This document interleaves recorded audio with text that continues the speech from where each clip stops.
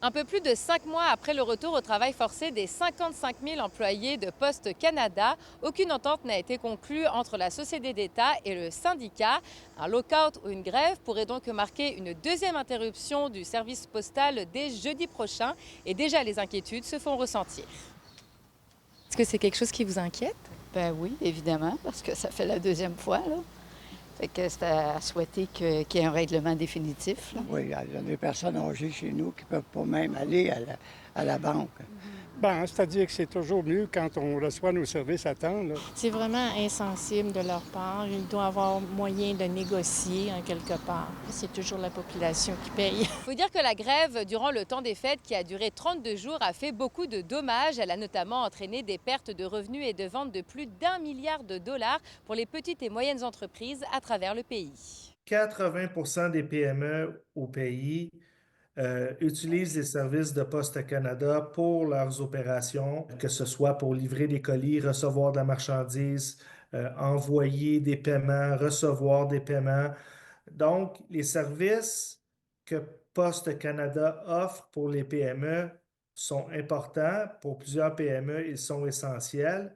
Et quand les services sont à l'arrêt, ça frappe de plein fouet un très grand nombre de commerçants. Le syndicat des travailleurs et des travailleuses des postes parle de négociations difficiles dans les derniers mois. Et 5 mois plus tard, le syndicat a toujours les mêmes priorités pour les employés, c'est-à-dire les salaires, les conditions de travail, la sécurité d'emploi et bien sûr les régimes de retraite.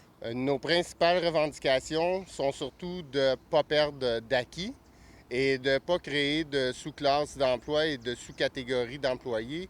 Autrement dit, que les nouveaux employés aient les mêmes conditions que nous avons. On se doit de desservir la population canadienne. Donc, à ce moment-là, je crois que c'est les gouvernements qui doivent faire part de vision, puis donner des directions claires et précises à la gestion et aux syndicats. Est-ce que vous pensez que les citoyens vont vous appuyer en cas d'une nouvelle grève? Je sais que ça risque d'être difficile pour les citoyens, mais je crois qu'ils vont continuer de nous appuyer parce qu'ils connaissent l'effort qu'on fait et le service qu'on rend aussi, qui est complètement différent des compétiteurs.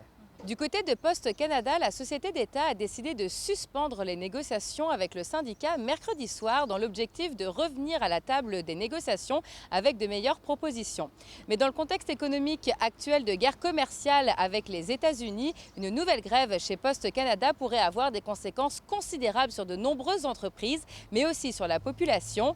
Les deux parties ont donc moins d'une semaine pour s'entendre afin d'éviter de nouveaux dommages. À Montréal, Juliette Poirot pour Nouveau Info.